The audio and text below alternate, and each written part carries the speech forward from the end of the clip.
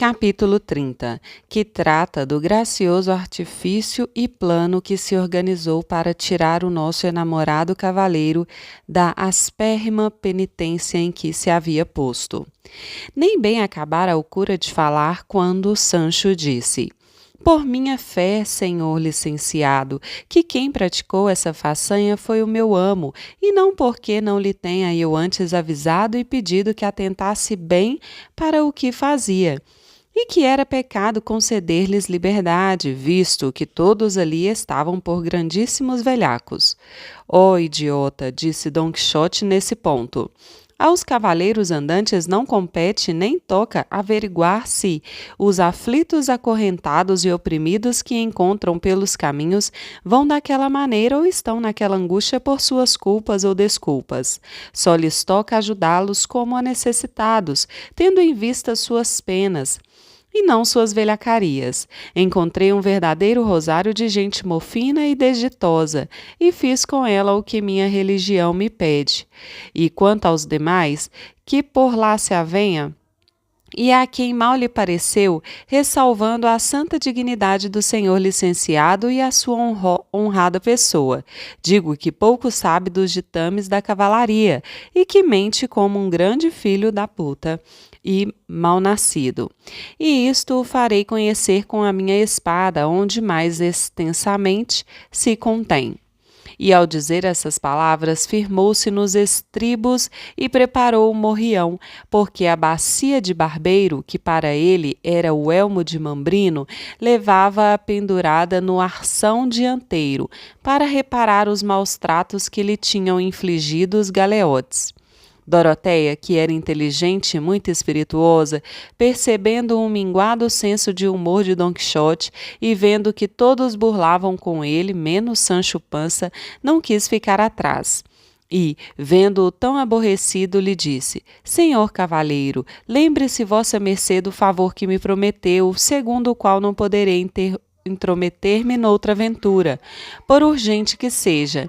Abaixe vossa mercê o facho, pois se o senhor licenciado soubesse que os galeotes tinham sido libertados por esse braço invicto, teria dado 3 pontos na boca e ainda mordido 3 vezes a língua, antes de haver dito palavra que redundasse em desfavor de vossa mercê."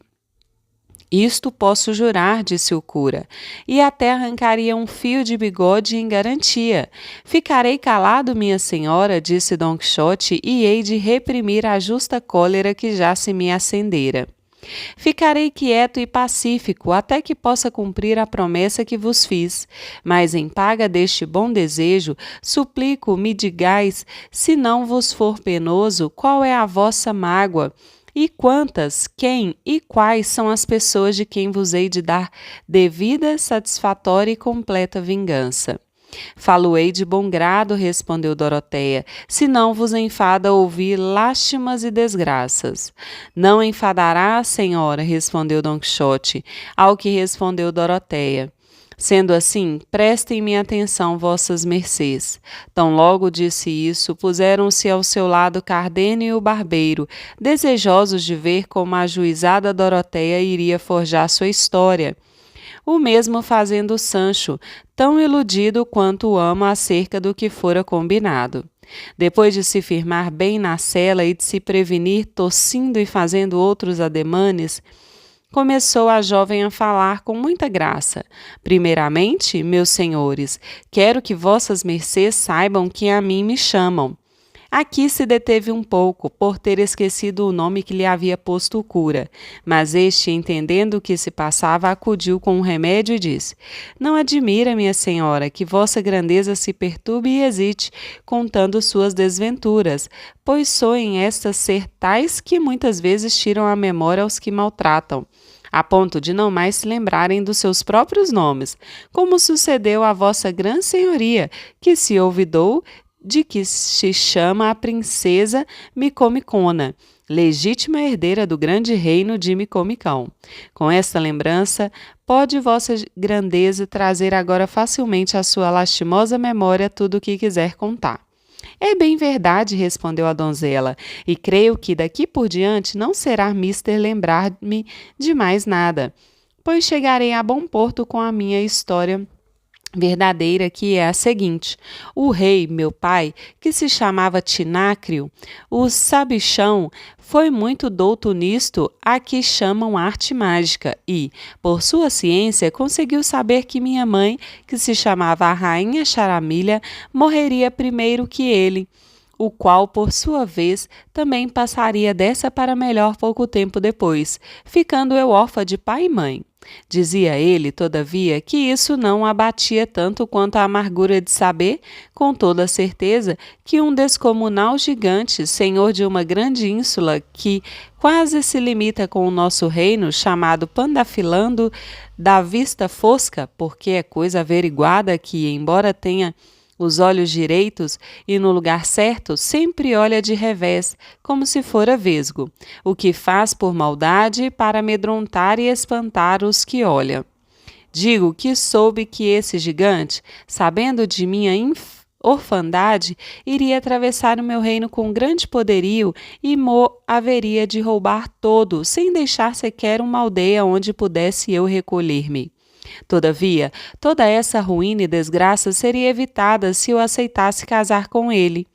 Meu pai, contudo, julgou que jamais teria eu vontade de fazer casamento assim tão desigual. E era a pura verdade, pois jamais me passou pela cabeça casar-me com tal gigante, nem com qualquer outro, por grande desaforado que fosse. Disse também meu pai que, depois que ele morresse e eu visse que Pandafilando principiava a atacar meu reino, não deveria esperá-lo na defensiva, pois isso seria destruir-me. Antes deveria deixá-lo penetrar desembaraçadamente pelo reino, se quisesse evitar a morte e a total destruição dos meus bons e leais vassalos, já que não me seria possível lutar contra a força diabólica do gigante.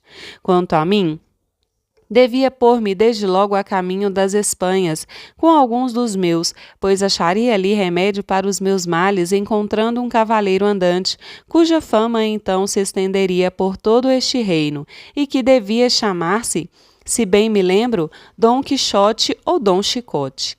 Dom Quixote teria dito, senhora, disse neste ponto Sancho Pança, ou, por outro nome, o cavaleiro da triste figura. É isso mesmo, disse Doroteia, e acrescentou que havia de ser de alto de corpo, seco de rosto e que, do lado direito, debaixo do ombro esquerdo ou por ali perto, devia ter uma pequena mancha escura, com alguns cabelos a modo de cerdas. Ouvindo isso, disse Dom Quixote ao escudeiro: Vem cá, Sancho, meu filho, ajude-me a despir, pois quero ver se sou mesmo o cavaleiro previsto na profecia daquele sábio rei. Mas para que quer vossa mercê despir-se? Disse Doroteia. Para ver se tenho a mancha mencionada por vosso pai, respondeu Dom Quixote.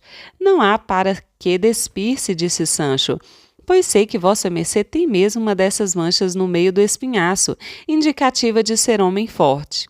Isso basta, disse Doroteia, porque entre amigos não se faz caso de ninharias, pouco importando que a mancha esteja no ombro ou no espinhaço, basta que exista.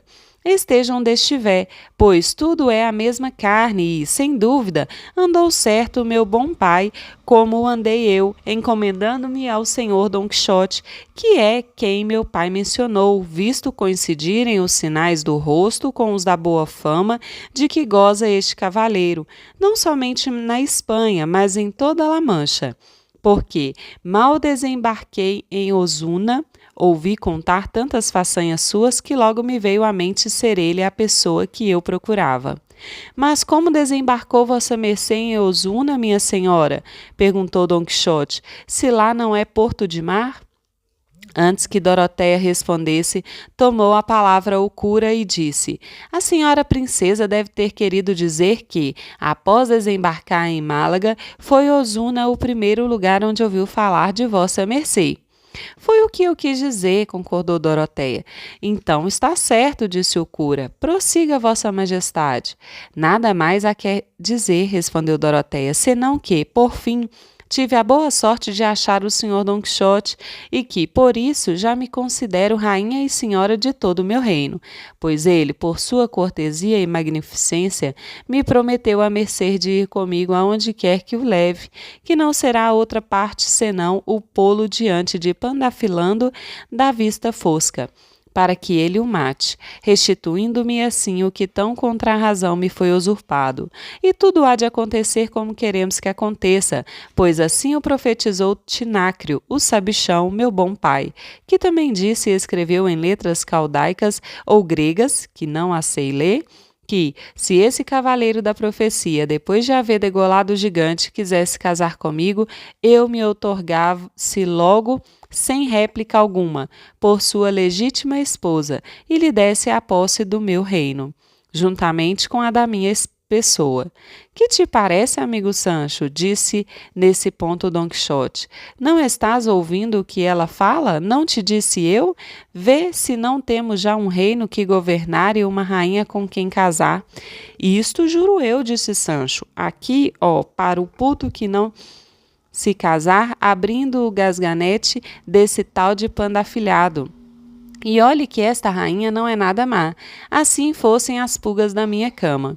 Dizendo isso, deu 2 pinotes no ar com mostras de grandíssimo contentamento e foi logo tomar as rédeas da mula de Doroteia. Fazendo-a deter-se, pôs-se de joelhos diante da moça e lhe suplicou que lhe desse as mãos para beijar, em sinal de que a recebia por sua rainha e senhora. Dentre os circunstantes, quem não haveria de rir, vendo a loucura do amo e a simplicidade do criado? Com efeito, Doroteia estendeu-lhe as mãos e prometeu fazê-lo grão-senhor no seu reino, quando lhe fizesse o céu tantos benefícios que lhe fosse possível cobrá-los e gozá-los. Agradeceu-lhe Sancho com tais palavras que nem todos renovou o riso. Eis aí, senhores, prosseguiu Doroteia, a minha história. Só me resta dizer-vos que, de quantos acompanhantes eu trouxe do meu reino, não me sobrou senão este bom escudeiro barbudo, porque se afogaram todos numa grande borrasca que tivemos à vista do porto. Ele e eu viemos à terra em 2 tábuas, como por milagre. Aliás, milagre e mistério é todo o decurso de minha vida, conforme deveis haver notado. Se em algo me excedi ou não andei tão acertada como devera, a culpa está no que disse o senhor licenciado no início do meu conto. Os trabalhos contínuos e extraordinários tiram a memória de quem os padece. É coisa que a mim não me hão de tirar, ó alta e valorosa senhora, disse Don Quixote, por maiores e nunca vistos que sejam os feitos que eu tiver de praticar a vosso serviço. Portanto, reafirmo a promessa que vos fiz, e juro ir convosco ao fim do mundo, até ver-me frente a frente com o vosso feroz inimigo, a quem penso, com a ajuda de Deus e do meu braço, decepar a cabeça soberba com os fios desta. Não posso dizer boa espada, graças a Guiné de Passamonte, que me levou a minha. Isto disse entre dentes e prosseguiu. E depois de lhe ter decepado e de ter-vos recolocado na pacífica posse do vosso estado, ficará a vosso talento fazer da vossa pessoa o que melhor vos aprouver.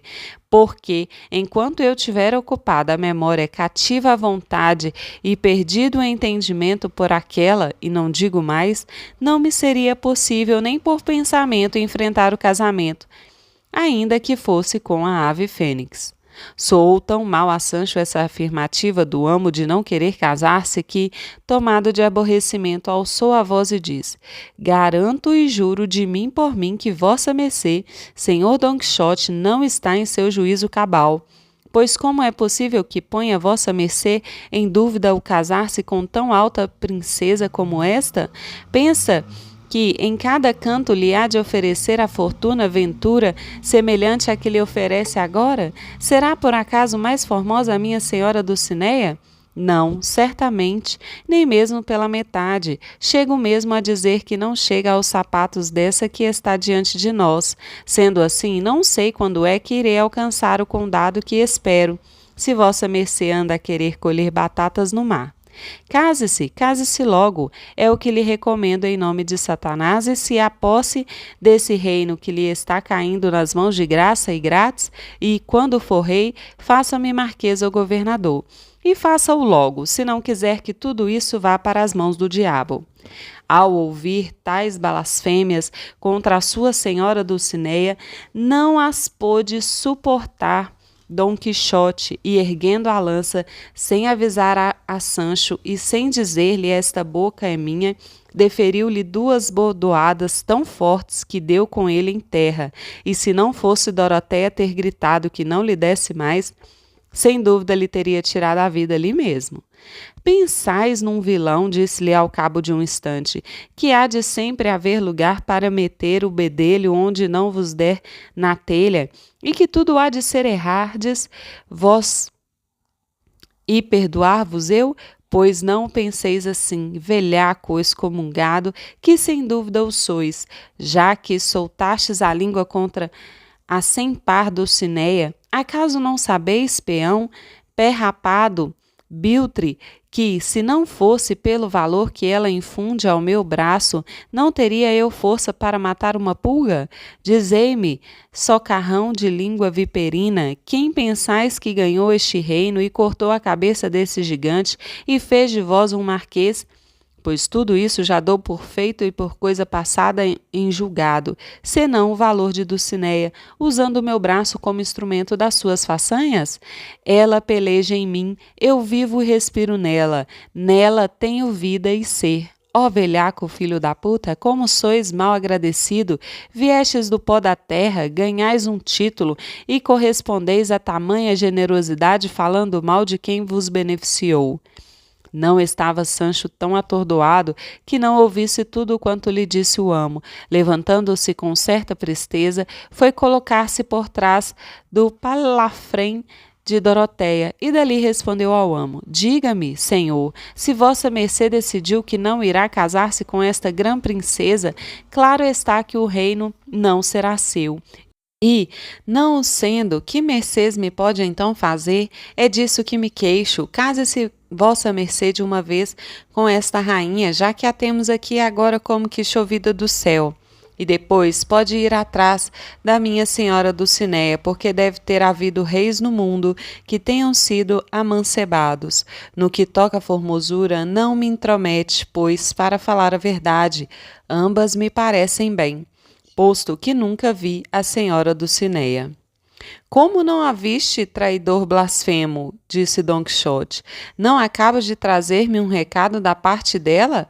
Digo que não a vi tão demoradamente, explicou Sancho, que pudesse ter notado particularmente a sua formosura e os seus belos traços, ponto por ponto.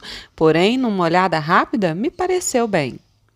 Por agora te desculpo, disse Dom Quixote, e perdoa-me a dor que te causei, pois os primeiros impulsos não estão nas mãos do homem. Sim, estou vendo, respondeu Sancho, pois em mim a vontade de falar é sempre um primeiro impulso. Não posso deixar de dizer, sequer por uma vez, o que me vem à língua. Apesar de tudo, disse Dom Quixote, olha bem o que fala, Sancho, porque tantas vezes vai ao cântaro à fonte, e mais não preciso dizer. Pois bem, respondeu Sancho, Deus que está no céu e vê onde há tramóia, será juiz de quem faz maior mal. Eu, por não falar bem, ou vossa mercê, por não o fazer... Vamos encerrar esse assunto, interrompeu Dorotéia. Correi, Sancho, e beijai a mão do vosso senhor, pedindo-lhe perdão. Daqui por diante andai mais atento nos vossos louvores e vitupérios, e não faleis mal daquela senhora Tobosa, a quem não conheço senão para servi-la, e tende confiança em Deus, pois não vos há de faltar um estado onde podereis viver como um príncipe. Aproximou-se Sancho cabisbaixo e pediu a mão ao homo, e lhe a deu com serena gravidade. Tendo-a ele beijado, deitou-lhe sua bênção, dizendo ao escudeiro que se adiantassem um pouco, pois tinha de lhe fazer umas perguntas e discutir com ele coisas de uma importância. Sancho assim o fez, e os dois se apartaram à frente. Disse-lhe então Dom Quixote: Depois que voltaste, ainda não tive ocasião de te perguntar muitas particularidades acerca da embaixada que levaste e da resposta que trouxeste. Agora que a sorte nos dá tempo e oportunidade, não me negues a aventura que me podes proporcionar com tão boas notícias. Pergunte vossa mercê o que quiser, respondeu Sancho, que a tudo darei tão boa saída como tive a entrada. Mas suplico a vossa mercê, meu senhor, que não seja daqui por diante tão vingativo. Por que o dizes, Sancho? Perguntou Dom Quixote.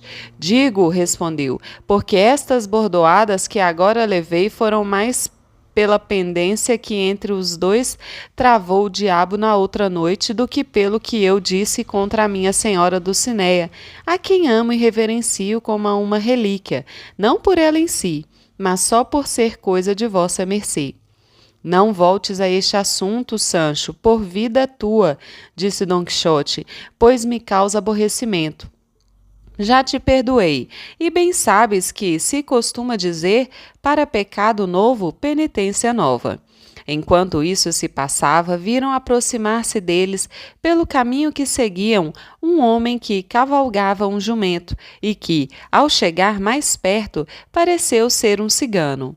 Mas Sancho Pança, que não podia ver asno sem que atrás lhe fossem os olhos e a alma, mal avistou o homem e reconheceu Ginés de Passamonte.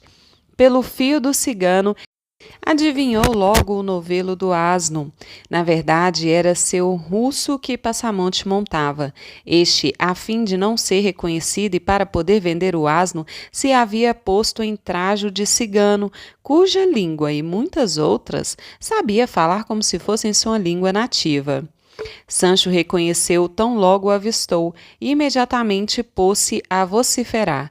Ah, Ginesilo, ladrão, larga a minha prenda, solta a minha vida, não te despaches com o meu descanso, deixa o meu asno, larga o meu regalo, foge, puto, some, ladrão, e abandona o que não é teu.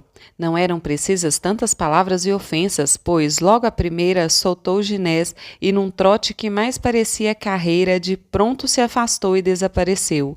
Sancho correu para o asno e o abraçou, dizendo: Como tens passado, meu bem, menino dos meus olhos, companheiro meu? E, enquanto falava, beijava-o e acariciava-o, como se o asno fosse uma pessoa. Este, calado, deixava-se acariciar e beijar por Sancho, sem proferir palavra. Chegaram os outros e lhe deram parabéns pelo achado do russo, especialmente Dom Quixote, que lhe disse que nem por isso anularia a ordem dos 3 burricos. Sancho agradeceu-lhe. Enquanto os dois estavam discutindo aquele assunto, disse o cura a Dorotéia que ela se portara com grande habilidade, tanto na invenção do conto como na brevidade deste e na semelhança que tinha com os 2 livros de cavalaria. Ela respondeu que muitas vezes se entretivera em lê-los, mas como não tinha conhecimento das províncias à beira-mar e dos portos, dissera às tontas que havia desembarcado em Osuna. Bem o percebi, disse o cura, e por isso acudi logo a dizer o que disse, com o que tudo se acomodou. Mas não é estranho ver-se com quanta facilidade crês este desventurado fidalgo em todas essas invencionices e mentiras, só porque possuem o estilo e a maneira das tolices dos seus livros? É verdade, disse Cardenio, é tão rara e nunca vista, que não sei se, querendo inventá-la e fabricá-la mentirosamente, teria eu tão agudo engenho que pudesse consegui-lo.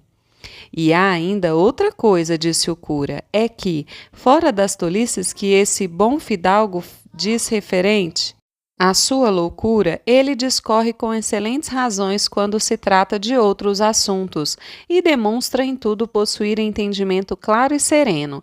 Assim, desde que não lhe falem aventuras de cavalaria, não há quem possa tomá-lo senão por uma pessoa em seu juízo perfeito. Enquanto iam os dois nesta conversa, prosseguiu Dom Quixote na sua com Sancho e lhe disse: Esqueçamos, amigo Pança, de uma vez por todas nossas pendências, e dize-me agora, sem aborrecimento ou rancor, Onde, como e quando achaste Dulcinea? Que fazia? Que lhe disseste? Que te respondeu? Que cara fez enquanto lia a minha carta? Quem transcreveu a missiva? Conta-me tudo, sem omitires nada que te pareça digno de saber-se, de perguntar-se ou de narrar-se, sem que nada acrescentes ou inventes para me dar gosto, nem abrevies para mutirá-les. Senhor, respondeu Sancho, se é para dizer a verdade, digo que ninguém transcreveu a carta, porque não levei carta alguma.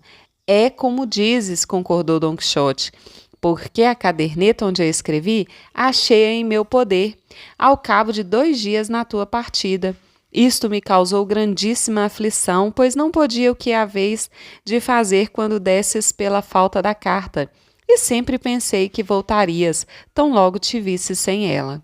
Assim o teria feito, respondeu Sancho, se não a tivesse guardado na memória, quando vossa mercê a leu para mim. Desse modo, repetia para um sacristão, e ele a foi escrevendo à medida que eu ditava, tendo-me dito que em todos os dias da sua vida, e apesar de já haver lido muitas cartas de excomunhão, jamais vira nem lera uma carta tão linda como aquela. E ainda a tens na memória, Sancho? Perguntou Don Quixote. Não, senhor, respondeu Sancho, porque depois que a recitei, vendo que não teria mais proveito para mim, tratei de esquecê-la e, se ainda me lembro de algo, é daquele sensaborona, digo, soberana senhora. E do final, vosso até a morte, o cavaleiro da triste figura. E em meio a estas 2 coisas, meti mais de 300 almas, vidas e olhos meus.